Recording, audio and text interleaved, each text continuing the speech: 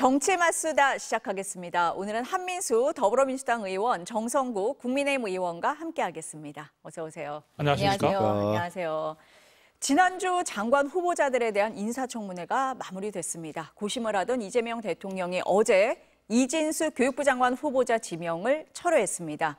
논문 표절 의혹, 자녀 불법 유학 의혹, 정책 이해도가 부족하다 이런 비판을 받았습니다. 장관 후보자 중에 첫 낙마입니다. 먼저 정 의원님 교육이시잖아요. 예. 인사청문도 참석을 하셨는데 어떤 점이 가장 결정적이었다 이렇게 보십니까? 제가 직접 이제 참여를 했기 때문에 생생하게 좀 말씀드릴 수 있을 것 같습니다. 저희는 처음에 이제 논문 표절 의혹이 많이 제기됐고, 그리고 자녀 이제 유학 문제, 그 유학 문제에서 많이 지적됐던 것은 이제 중학교 3학년 때 우리가 초중등 교육법을 지키기 위해서 중학교까지는 의무교육을 마치고 유학을 가야 되는데, 둘째 자녀가 아마 중학교 3학년 때 아마 유학을 갔던 것 같습니다. 명백히 이제 초중등 교육법 위반, 그 두 사안에 대해서만 따지더라도 굉장히 엄중하다는 이야기가 있었죠. 특히 논문 표절 같은 경우는 제자와의 공동 연구에서 본인이 제1 저자로 하는 부분을 좀 당연시하는 부분들, 그리고 이 논문의 표절이나 베끼기, 이중 이런 부분들에 대해서 이공계 관행이라는 식으로 하면서 청문회장에서의 그 발언들이 끝까지 논문에 대해서만큼은 물러서지 않았습니다. 자녀 유학 문제 이런 부분은 사과를 했고 한데, 그래서 이 부분으로 지적을 했는데, 저는 사실 근데 그 부분보다 초중등 교육 전문성에 대한 좀 지적을 제가 했는데 좀 많이 놀랐어요. 왜냐하면은 우리 보좌진들이 너무 쉬운 질문이기 때문에 이건 아마 답이 나올 건데, 뭐 나이스라든지 우리 전 국민이 알고 있는 나이스 있지 않습니까? 나이스가 먹통돼 버리면 뭐 나라가 떠들썩하지 않습니까? 그리고 이게 초중등 교육 관계자라면 모를 수 없는 법정 수업 일수 190일, 그 190일을 기준으로 모든 교육 과정이 다 짜지거든요. 그러면 이제 교장 같은 경우는 휴업을 하루 하고 싶어도 이 법정 수업 일수에 맞지 않으면 방학을 하루 연기하고 이런 정도로 휘청거립니다. 그만큼 중요한 겁니다. 그래서 저희가 질문할 때 너무 쉬운 질문을 하는 것 같다 생각했고, 유보통합 같은 질문도 지금 진행돼 왔기 때문에 유치원과 어린이집 통합 상당히 중요한 거 아니겠습니까? 그런 부분들은 보도도 많이 되었고, 제가 그 세 개를 핵심으로 좀 질문했거든요. 그래서 저는 이걸 날카롭게 어떻게 좀 뭐 곤혹스럽게 만들겠다는 의미는 아니었어요. 당연한 질문을 하면서 현장에 대해서 얼마나 좀 이해하는가를 했는데, 제가 놀란 게 몰라도 너무 모르니까 이게 충격을 많이 받았고요. 특히 우리 다른 의원들이 지적하신 AI 디지털 교과서에 관련된 부분, 그리고 자사고에 대한 부분들은 그것은 본인의 교육적인 소신이나 철학을 충분히 밝힐 수 있는 이야기였는데도 불구하고 대답을 잘 못했습니다. 그러다 보니까 우리가 청문회 임하기 전만 하더라도 논문 표절 문제라든지 자녀의 유학 문제 때문에 이게 굉장히 큰 이슈가 됐지만, 사실상 청문회가 끝나고 나서는 초중등 교육에 대한 전문성이 너무나 부족하다. 또 하나의 아킬레스건이라는 것이 본인이 자녀를 고등학교 생활을 안 했기 때문에 학부모로서의 그런 경험도 없거든요.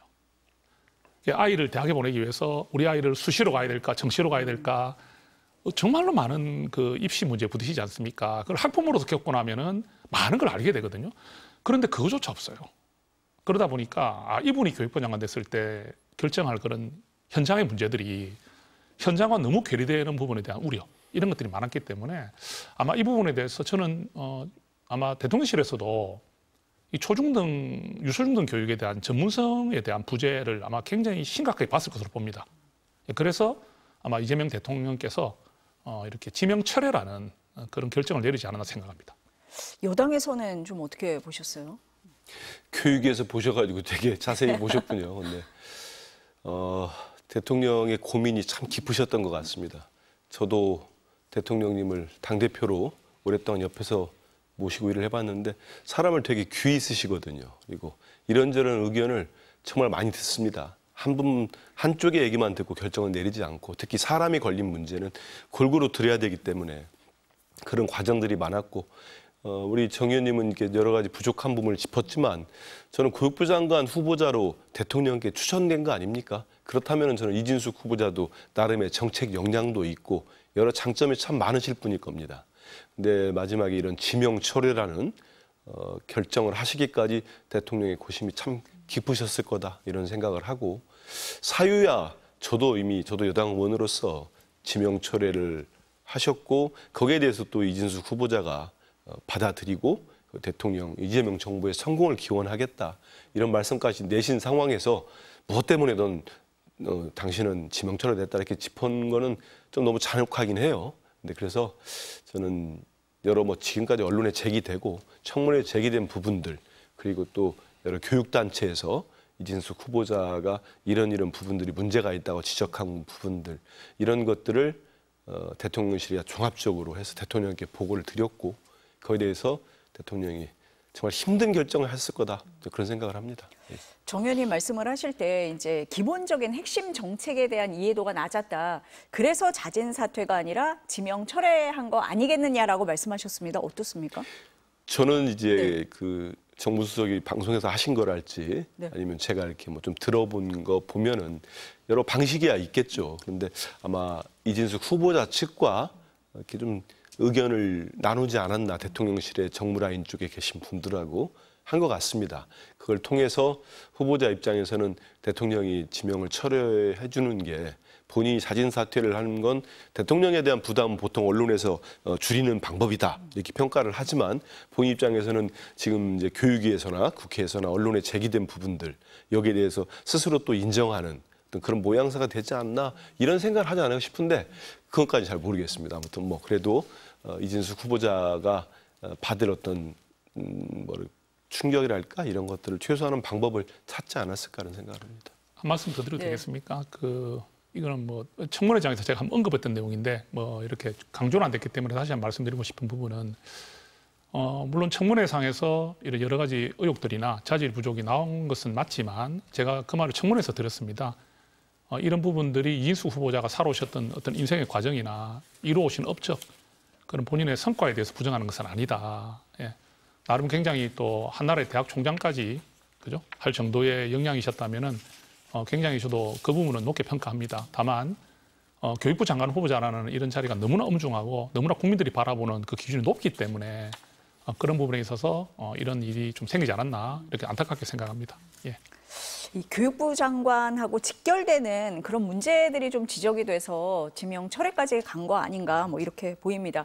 논란이 됐던 후보자가 2명이에요. 이진숙 장관 후보자는 지명 철회가 됐고 또 다른 한 후보자가 강선우 여성가족부 장관 후보자입니다. 그런데 임명할 걸로 보인다. 지금 언론 보도가 이렇게 나오고 있는데요. 우선 관련 발언부터 들어보시겠습니다. 최종적으로 인사권자는 이렇게 판결하셨는데 왜 이러한 결정을 내렸는가에 대한 설명을 저한테 하시지 않았습니다. 다만 제가 강선우 후보자에 대한 여러 다양한 의견을 전달해 드렸는데 네. 가장 마지막에 가장 영향을 미친 거는 제가 볼 때는 강선우 후보자의 경우는 여당 지도부들의 의견이 가장 영향을 미치는 것으로 보인다라고 제가 말씀드린 것이고. 국민의 상식에 맞서 싸우겠다는 선전포고로 읽힙니다. 자기의 이부자리를 챙겨주던 아부의 달인도 도저히 포기할 수 없었던 모양입니다. 이재명 정권은 갑의 위치에 있는 동료 국회의원을 포기할 수 없다는 이유로 갑질의 여왕을 감싸 안았고 을의 위치에 있는 자당 보좌진을 일말의 동정심도 없이 내쳤습니다. 한 의원님 어떻습니까? 지금 우상호 정무수석이 설명을 할 때요. 여당 지도부의 의견이 가장 영향을 미친 것으로 보인다라고 말씀을 하셨거든요. 어떻습니까? 청문회 이후에 앞서 얘기했던 이진숙 후보자나 강선우 후보자에 대한 우리 원내 쪽에서 청문회 이후에 여러 가지 또 판단을 해보지 않았겠습니까? 종합적인 분석을 해서 대통령실에 전달을 했고 그런 과정을 통해서 대통령이 종합적 보고를 받고 결정을 하셨는데 이제 이진숙 후보자는 앞서 말씀하신 대로 지명 철회라는 입장을 냈고 강선우 후보자는 지금 정무수석 말씀하신 대로 여러 의견들이 나오고 결정의 순간이 돼서 고심이 될 때는 또 여당 지도부가 강선우에 대한 판단이 있지 않겠습니까? 동료 의원을 떠나서요. 여러 가지 여성가족부 장관을 맡았을 경우에 잘할 수 있는 부분들 여기에 대한 종합적 판단을 한 것 같습니다.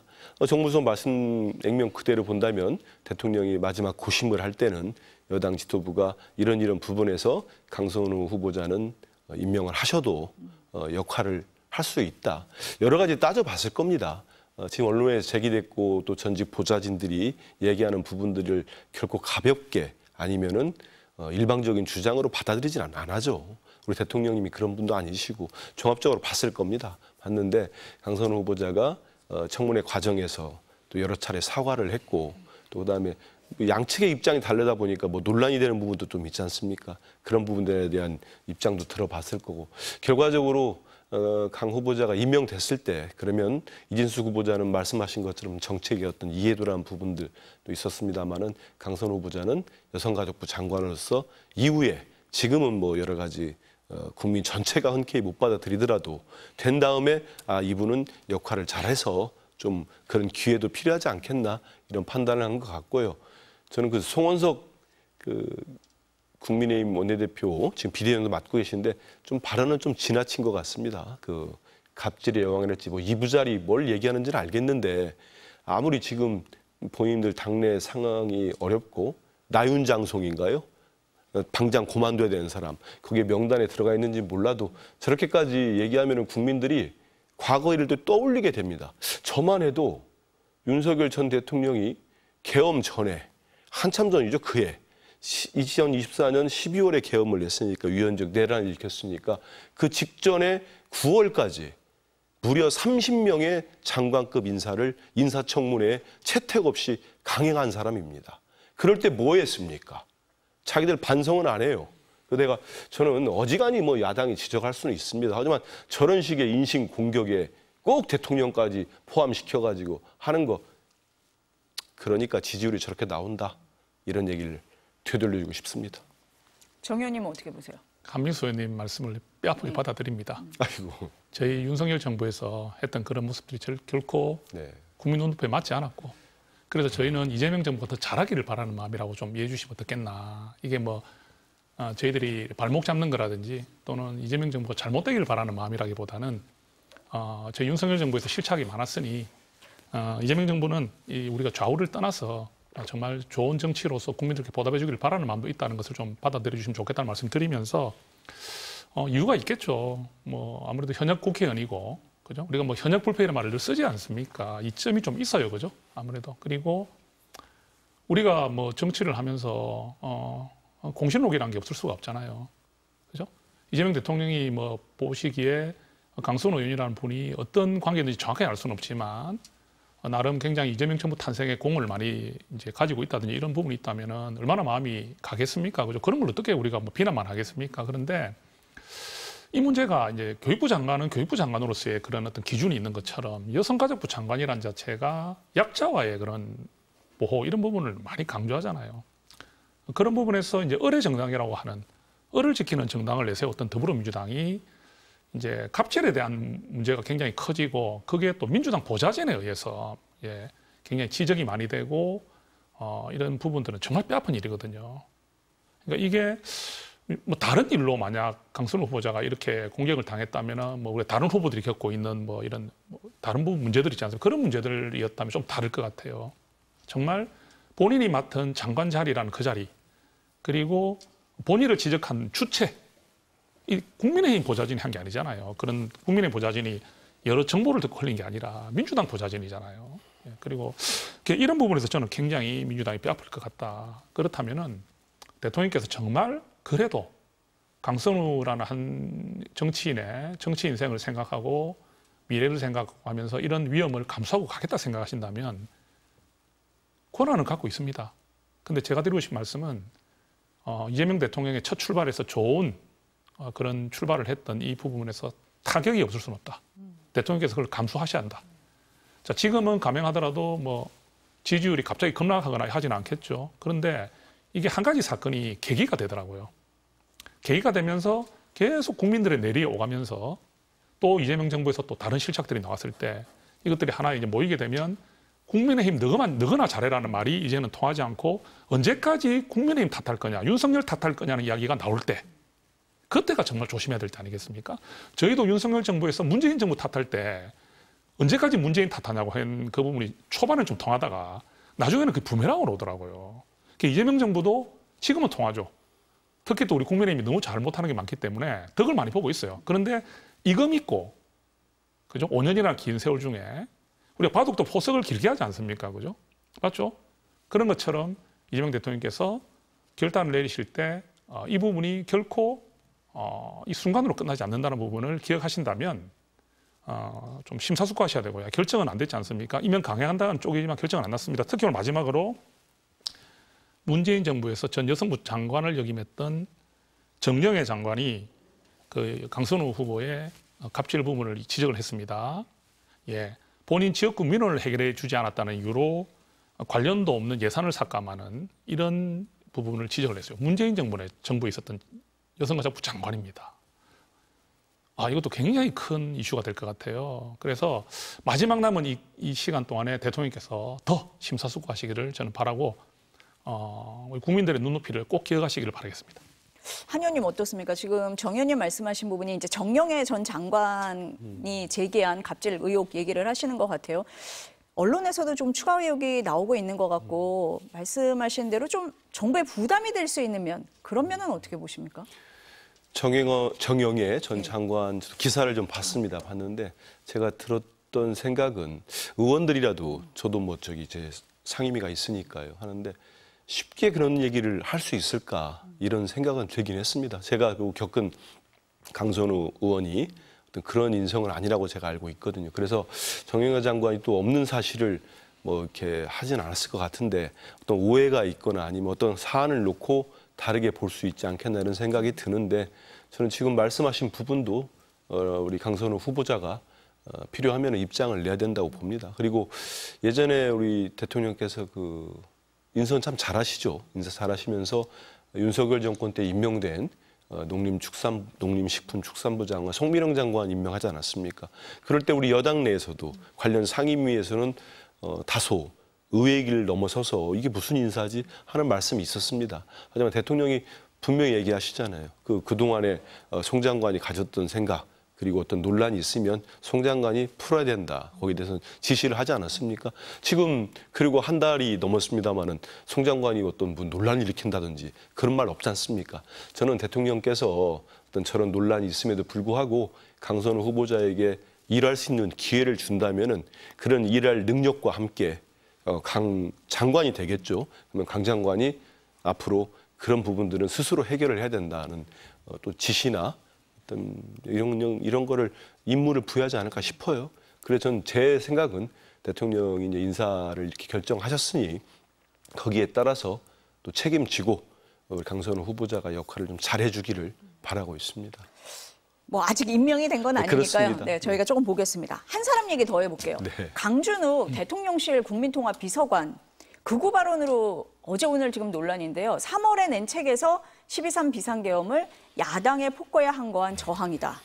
정부가 일할 수 없을 지경으로 손발을 묶는 의회 다수당의 횡포를 참을 수 없어서 실행한 체계적 행동이다. 이렇게 얘기를 하면서 윤 전 대통령이 무죄다. 사실상 무죄다. 이런 주장까지 했다 그래요. 논란이 되니까 국민께 사죄한다라고 했는데 이게 비서관으로 적합하냐 이런 얘기가 나옵니다. 이분이 국민통합비서관. 저는 검증이 좀 잘 못 되지 않았나 싶습니다. 저분이 아마 누군가는 대통령실의 비서관 자리에 들어가기까지 추천이 있었을 겁니다. 그리고 어떤 성향을 봤을 때 국민통합비서관으로서 할 때는 아무래도 한쪽에 치우치기보다는 여러 가지 다양하게 시각을 갖고 있는 분을 찾지 않았을까 싶어요. 그건 제 추정인데, 근데 지금 우리 이 앵커 말씀하신 이 부분, 제가 책을 다 보진 않았습니다만 기사에 상당히 자세히 나왔더라고요. 그 본 부분 하면은 안 맞지요. 저거는 이재명 정부와 맞지도 않고 본인은 지금 사과를 했습니다만 전 사죄로 끝날 문제는 아닌 것 같고요. 지금이라도 거취를 정리하는 게 맞다고 봅니다. 좀 더 나아가서 저희들이 좀 어렵습니다. 이재명 정부 자체가 우리 대통령님이 워낙 지금 일을 잘하시니까 지지율도 많이 나오고 이렇게 국민들께 안심을 시켜드리고 있습니다만 저희들이 인수위를 못했어요. 아시는 것처럼 국정기획위원회 지금 종합 보고서도 안 나왔습니다. 정부에 대한 이제 개편 문제도 지금 확정이 다 안 됐거든요. 얼개는 있습니다만 이런 상황에서 처음에 저희 용산 대통령실에 들어갈 때 아무것도 없었다는 거 아닙니까? 무덤 같았다는 말씀까지 나왔잖아요. 그래서 여러 초기에 매우 어렵기 때문에 인선에 있어서 저는 실수라고 보는데요. 있었다고 보는데 저는 강준욱 비서관은 이미 알려진 이 내용만으로도 이재명 정부 대통령실의 비서관을 하기에는 조금 부적절하지 않나 이런 생각을 합니다. 어떻게 보세요, 정 의원님은? 비상계엄을 옹호한다는 것은 국민의힘에서도 지금 맞지 않지 않습니까? 그죠? 우리 국민의힘에서 그 비상계엄에 대해서 찬성하는 부분은 없습니다. 그죠? 극일부 계몽령을 이야기하는 분들은 지금 굉장히 큰 비판에 몰리고 있지 않습니까? 그죠? 그렇기 때문에 이 비상계엄이 위헌위법적이라는 부분은 우리 국민의힘도 실제로 그런 건 당연히 맞다고 이야기를 하고 있고 거기에 대해서는 별로 반론하는 사람 별로 없습니다. 그런데 이 이재명 정부에서 임명한 대통령실 비서관이 저는 이 야만의 민주주의라는 저서에 이런 말을 썼다는 것을 보면서 도대체 검증이 어디까지 됐을까? 그러니까 이게 인소유가 없이 이렇게 진행됐기 때문에 인사에 좀 문제가 있을 수 있다는 부분도 제가 어느 정도는 이해를 합니다. 이해를 하는데 너무 심하잖아요. 어찌 보면 비상계엄을 이렇게 윤석열 정부 여당이었던 국민의힘에서조차도 인정하지 않는 계엄에 대한 것을 옹호한다? 이런 부분을 이야기한 것은 이게 사죄로서 가능합니까? 이게 사죄한다는 말을 한다고 이게 받아들여지나요? 예. 본인이 저서에 그렇게 썼다는 것은 그게 한순간의 어떤 생각이 아니라 본인의 확고한 철학이고 본인의 생각이기 때문에 그걸 저서를 내는 거지. 그게 어디 뭐 친구들 앞에서 이야기하는 것도 아니고, 그죠? 어떤 사석에서 이야기하는 것도 아닌데 심각한 상황이라고 생각합니다. 그러면 민주당이 지금 저희 국민의힘을 계속 아프게 하는 게 뭡니까? 그죠? 비상계엄 때 왜 18명밖에 못 뛰어왔느냐는 거 하잖아요. 그죠? 그렇게 저희들을 지금 힐난하고 있는데 비서관을 이런 말을 한 사람을 비서관으로 세운다는 것은 국민 눈높이뿐만 아니라 아마 지금 여당 내에서도 아마 받아들이지 못할 것 같은데요. 아마 이 강준욱 지금 신임 비서관은 아마 거취를 밝히는 게 맞지 않겠나 싶습니다. 예. 본인이 버티고 있을 이유가 있나요? 예. 그렇게 생각합니다. 강준욱 비서관에 대해서는 두 분 다 좀 비슷하게 보고 계신 것 같습니다. 한 의원님이 국정 지지율 말씀하셔서요. 오늘 리얼미터 여론조사 결과가 나왔는데요. 이재명 대통령의 국정 지지율이 62.2%, 그 전주보다 2.4%포인트 하락했습니다. 취임 후 5주 연속 상승하다 처음 하락을 한 건데 리얼미터에서는 여전히 60% 이상을 기록하고 있다. 그렇지만 인사청문회 논란, 기록적 폭우로 인한 재난이 영향을 미친 것으로 본다라고 분석을 했습니다. 한 의원님 어떻게 진단하시겠어요? 일단 저 조사를 한 리얼미터 측이 분석한 내용도 좀 설득력이 있어 보입니다. 예전에 이전 정부들도 그렇습니다. 큰 국가적인 기후적인 재난이 나오면 아무래도 정부를 책임진 쪽에 국민들이 원망이 갈 수밖에 없죠. 왜 더 잘 못했어? 근데 제가 가보니까요. 어느 한 곳을 저도 갔습니다. 그 수해 현장 갔는데 지금 우리 민주당 소속인데 이 빗물 펌프장을 다 하기로 예산을 받아놨어요. 근데 전임 소속이 또 국민의힘 소속이더라고요. 그래서 그분이 집행을 안 했다고 또 그래서 그것도 일견 일리가 있어 보인다 이런 말씀을 좀 드리고요. 그래서 서로 어느 쪽을 탓하기보다는 예산이 편성이 되면은 제대로 집행을 해야 되는데 그걸 못하면 주민들 입장에서는 바로 정부에다 대고 당신들 때문이야 이런 얘기를 할 겁니다. 그런 게 미친 것 같은데 저는 우리 대통령님 하시는 일에 비해서는 더 나와야 되는데 이번에 조금 떨어져서 사실 좀 아쉽죠. 하지만 이게 주가도 우리 지금 3,200선 돌파하고 지금 있지 않습니까? 4,000까지 한숨에 달려가겠습니까? 올라가다 꺾이기도 하고 조정도 받지요. 그런 상황이라고 보고 있고요. 저는 일단 지역 다니면서도 그렇고 수해 현장 가서도 주민들이 일단 정권 바뀌고 마음이 많이 편해졌다 이런 말씀들 합니다. 그래서 또 저는 지지율이 나왔습니다마는 대통령께서 계속 지금처럼 국민들 마음을 얻고 또 국민들 생활이 조금이라도 나아질 수 있도록 일을 하고 계시기 때문에 일전에 말씀하신 것처럼 처음 지지율보다 나는 언제나 퇴임할 때 지지율이 높았다. 얼마나 멋진 말입니까? 그래서 참 잘해 주실 걸로 믿고 있습니다. 그래서 일일비는 하지 않는다. 그런 말씀 드리겠습니다. 아쉽지만 일일비는 안 한다. 재난 쪽에 조금 무게를 두셨습니다. 어떻습니까, 정 의원님? 재난 쪽도 30% 정도 인정하겠습니다. 30%? 예. 하면서 의원님 말씀이 그것도 일리가 있죠. 아무래도 인사청문회가 영향이 좀 있는 것 같습니다. 수치는 2.4%인데 사실 우리 한민수 의원님 말씀대로 좀 안타까울 거예요. 왜냐하면 좀 이렇게 치고 올라가 주는 걸 바라서 한 70%까지는 한번 가보자는 아마 내심 목표가 있었지 않겠나. 우리가 62% 높습니다. 인정합니다. 있는데 우리가 한 70% 정도가 넘어갔을 때는 이게 느낌이 완전히 달라지거든요. 그러니까 이게 쭉 이렇게 타고 올라가는 이 느낌에서 이재명 대통령이 굉장히 동력을 얻을 수 있는 찬스가 있었는데 지금 이 인사청문회가 약간 문제가 된 것 같아요. 왜냐하면 이 갑질이라는 게 사실 마음이 너무 아프거든요. 예. 우리 사회에서 정말 내 자식을 직장에 보내는 부모들도 혹시나 내 자식이 직장에서 갑질을 당하고 있을까 하는 걱정하지 않습니까? 그죠? 그런데 지금 저렇게 크게 이슈가 됐으니 뭐 저래서 우리 아무래도 이 임명을 이제 하려 했던 지명을 했던 분은 대통령입니다. 대통령이시기 때문에 그리고 이제 교육부 장관도 보십시오. 교육부 장관이라는 자리도 국민들이 제일 관심 많은 자리 아니겠습니까? 학부모들이 제일 중요하게 보는 분이 누굽니까? 교육부 장관이죠. 지금 부총리잖아요. 부총리 겸 교육부 장관입니다. 근데 너무 핵심적인 자리 두 개가 지금 좀 이렇게 타격을 받다 보니까 아무래도 이 지지율에서 조금 영향이 있을 수밖에 없고 이런 마음이 있겠죠. 이재명 대통령 잘하고 계시지만 너무 이렇게 교만한 정권으로 가서는 안 된다는 마음을 조금 보내주신 게 아니겠느냐. 예, 그래서 대통령실은 다음 주에 좀 더 긴장된 모습으로 지지율을 볼 것 같습니다. 어떻게 해서 저도 한번 좀 지켜보고 싶습니다. 같은 수치에 대해서 한 분은 재난의 영향이다. 한 분은 인사청문회 영향이 더 컸다. 인사청문회 영향도 받았다고 봐야죠. 꼭 재난만 다 있는 건 아니고요. 지금 속보가 나오고 있어서 이거 하나 전해드릴게요. 그 특검에서 김건희 여사에게 다음 달 6일에 피의자로 출석하라고 통보했다라는 소식 하나 전해드리면서 다음 얘기로 넘어가겠습니다. 당대표 경선이 한창입니다. 지금 민주당 보니까 주말에 충청 영남권 경선이 있었는데 권리당원 투표에서 정청래 후보가 압승이라는 표현 써도 될 것 같아요. 이유가 뭡니까?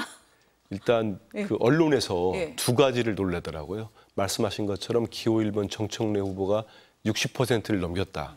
그리고 박찬대 후보하고 격차가 한 25%. 그러니까 언론에서도 그동안 여러 여론조사가 나왔잖아요. 근데 거기 보면은 앞서는 걸로 나왔고 두 자릿수가 나왔는데 근데 이제 아무래도 박찬대 후보 쪽에서는 추격을 많이 했기 때문에 그렇게 결과가 나오지 않을 거다.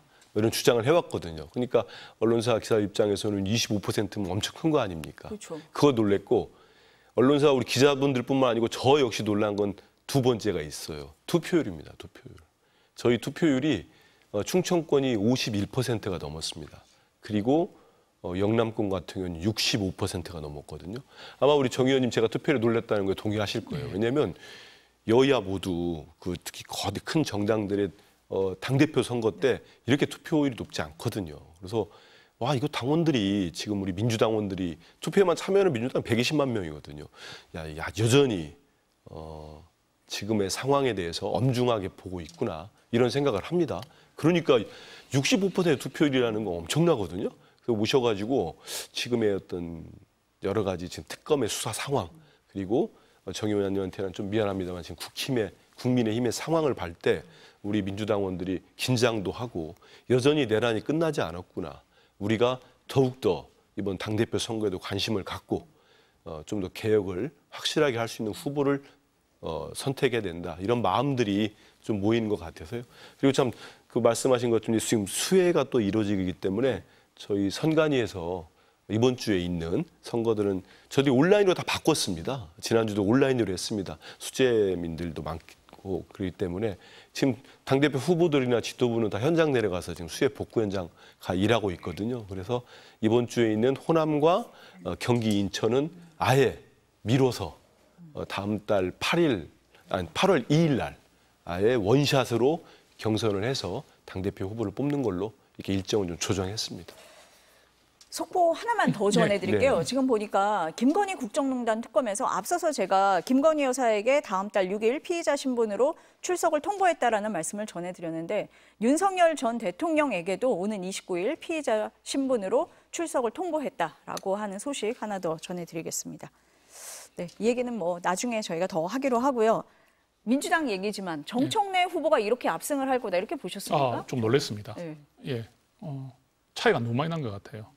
물론 지금 권리당원 55%에 대한 발표로 알고 있습니다. 대의원 15%라든지 일반 여론조사 30%는 나중에 하는 거니까. 예. 그래서 지금 뭐 결정된 상황이라 보진 않는데 이게 좀 기세라는 게 있거든요. 기세. 예, 네. 그래가지고 이게 지금 이 정도 차이 나는가를 다 눈으로 확인하고 있으니까 아무래도 박찬대 우리 전 원내대표 입장에서는 좀 굉장히 좀 당혹스러울 것 같습니다. 근데 지금 이게 이제 권리당원 55%에서 이 정도 차이가 나면 선거 공학상 봤을 때 결코 초반전이라 하더라도 좀 뒤집기가 쉽지는 않을 것 같다는 생각이 들고요. 근데 이번에 지금 수해 때문에 지금 일정이 조금 연기가 좀 되는 게 있죠. 이게 약간 변수는 있을 것 같은데 그래도 대세를 지금 뒤집을 수 있을까 하는 좀 그런 생각이 듭니다. 이유를 하나만 좀 생각해 보면 아무래도 이제 정청래 우리 당대표 후보가 이 지지층에 좀 시원한 그런 말들을 많이 하지 않습니까? 제 국민의 입장에서 봤을 때는 좀 굉장히 화가 나는 말을 많이 하지 않습니까? 그래서 지지층의 그런 네. 결집을 지금 굉장히 더 많이 받고 있지 않느냐. 그래서 그런 생각이 드는데 제가 보기에도 지금 초반전이지만 좀 차이가 많이 벌어진 것 같습니다. 예, 그렇게 생각합니다. 선명성이 더 당원들에게 좀 다가갔던 것 같다라고 그렇게 해석할 수 있을 것 보시는 같습니다. 건데, 뒤집기 쉽지 않을 것 같다라고 하셨는데 한 의원님은 뭐 당내 얘기라 말씀을 딱 하시기는 어려우시겠지만 어떻게 보세요? 아직은 네. 그런 판단을 하기에는 네. 저희들이 물론 지역별로 17개 시도를 보면은 이미 개표 결과가 나온 정청래 후보가 한 25% 압도적으로 이기고 있는 결과가 나온 지역 수는 더 많습니다. 9개 정도 되거든요.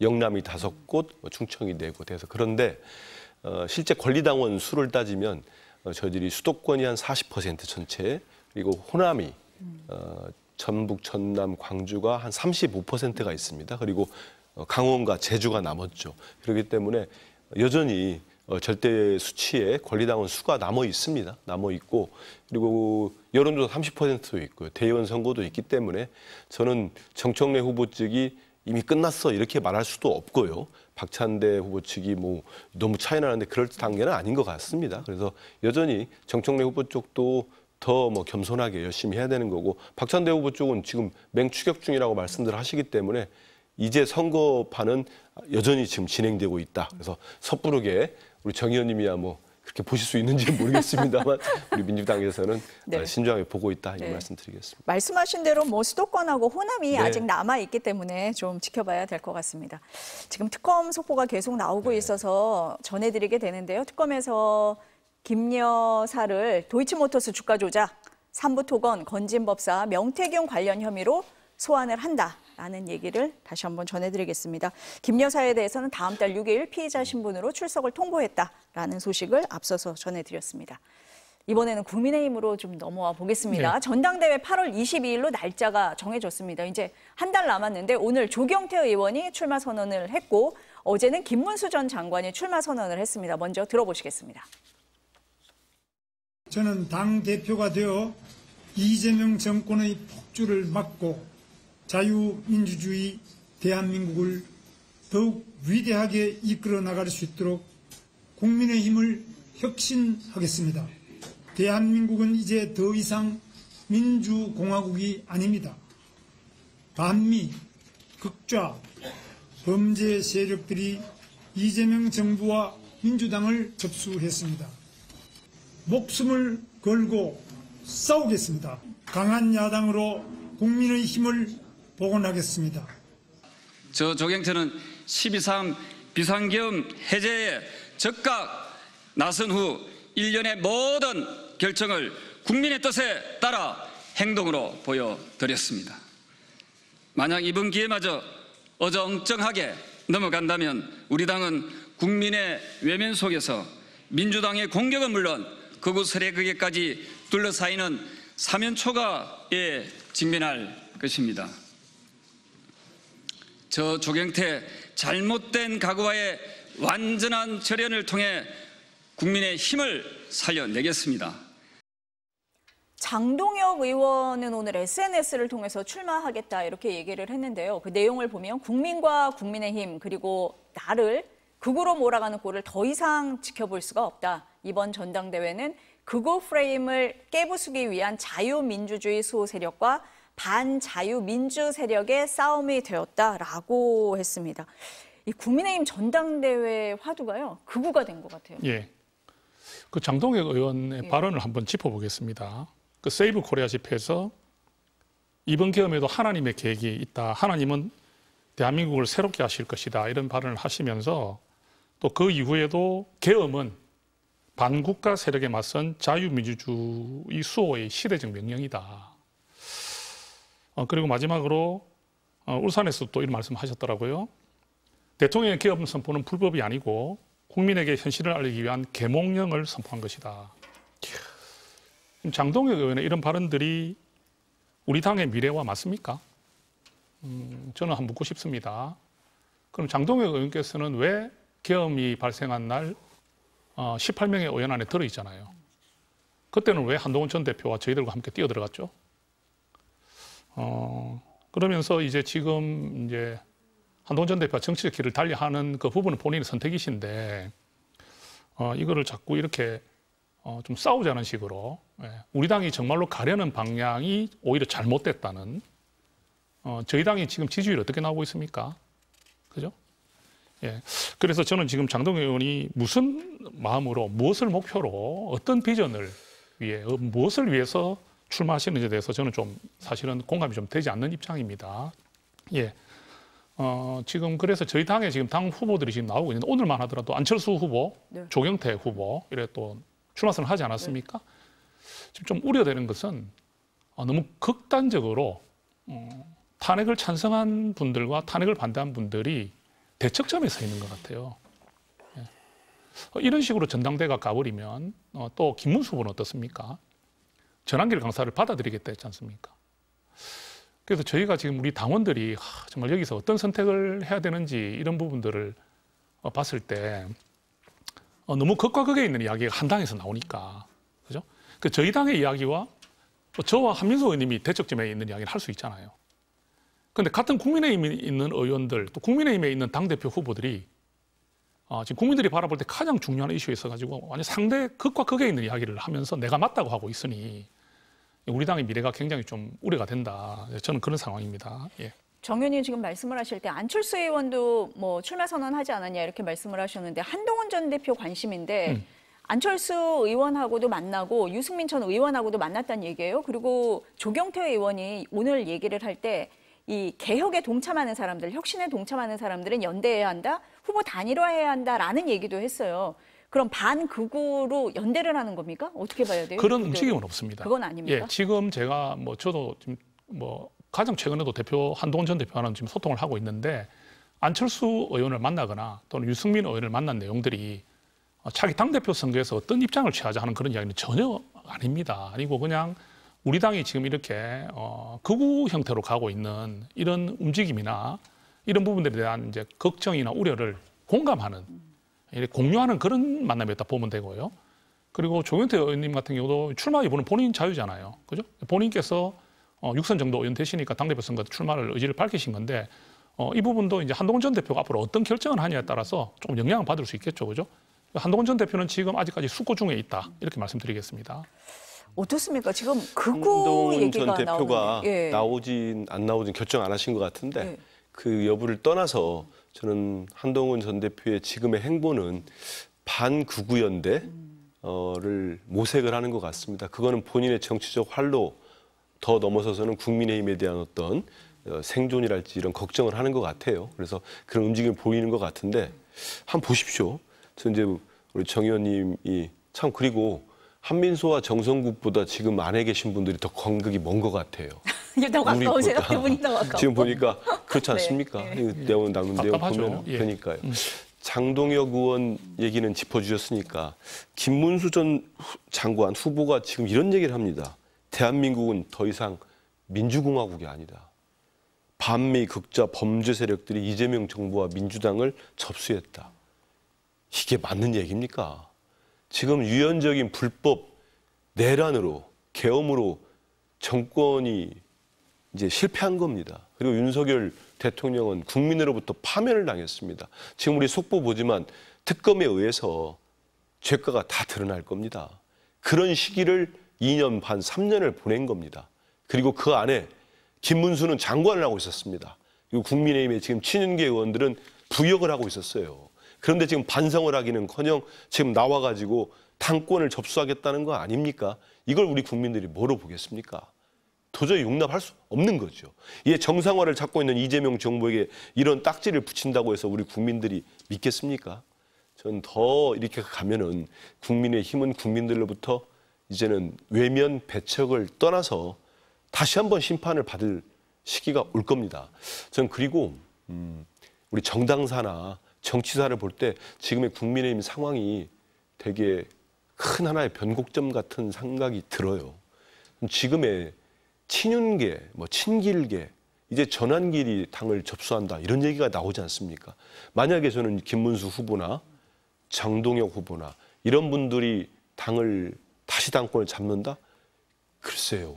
저는 수십 년 동안 우리 민주당과 함께 국민의힘 계열의 정당이 정권도 잡고 수권 정당으로서 큰 역할을 해왔습니다. 그런데 저는 극우 세력에 의해서 그 정당 하나가 접수된다고 봅니다. 대단히 심각한 문제로 보고 있어요. 그래서 아마 한동훈 전 대표나 이런 분들도 도저히 이건 아니다 하고 지금 모이시는 것 같은데 그래서 이 변곡점을 맞지 않겠나. 지금 이런 생각이 정상으로 보는 국민이 우리 국민이 몇이나 되겠습니까? 그래서 되게 좀 안타깝기도 하고 그런 상황입니다. 한 가지만 좀 더 말씀드리면요. 그 윤희숙 혁신위원장이 조금 표현이 과하고 또 좀 이런 협의 없이 스스로 발표했다는 그런 좀 지적은 있긴 하지만 윤희숙 그 혁신위원장이 지목했던 네 분 중에 사실은 이제 우리 의원들 그 장동영 의원도 들어있고 그죠? 그리고 뭐 윤상현 의원이라든지 나경원 의원이 들어있지 않습니까? 그 부분들이 지적된 이유가 뭡니까? 계몽령이잖아요. 그죠? 지금 우리 혁신위원장이 지금 여전히 존재하고 있습니다. 그분의 혁신안들이 받아들여지느냐 아니냐는 우리 이제 비대위나 이런 데서 결정을 해야 되는 부분이지만 일단 우리가 혁신위원장을 세웠지 않습니까? 세운 상태에서 왜 그러면 그분을 지목했을까? 그 가장 핵심은 우리 당에 가야 될 미래와 반대 이야기를 하고 있는 분들. 그죠? 계몽령을 이야기한 분들에 대한 따끔한 질책이거든요. 그러면 거기에 대해서 정말 거기에 대해서 이제 자기가 지목이 됐다 생각했을 때는 일단 돌아봐야 되지 않습니까? 그죠? 왜 그런지에 대해서. 그런데 오히려 더 강한 발언을 내세우면서 이야기를 한다는 것은 우리 당의 지금 이 지형들 어떤 문제들이 너무나 지금 어려운 상황이고 또 지금 이게 함께 이렇게 정치를 해나가는 데 있어서 정말 참 곤란한 상황들이 오고 있다. 그래서 저희는 지금 이 어려운 난관들을 어떻게 헤쳐나갈지 상당히 지금 어려운 정도의 지금 당이 좀 복잡한 상황이고 앞으로 미래가 좀 걱정되는 상황입니다. 예. 뭐 오늘 국민의힘 의총을 하려다가 못했잖아요. 예. 비 피해 때문에 그렇다고 하는데 앞으로 조금 더 답답한 상황이 좀 이어지지 않을까라는 그런 생각도 듭니다. 정의님 말씀드리니까요. 네, 오늘 두 분 말씀은 여기까지 들어야 될 것 같습니다. 감사합니다. 고맙습니다.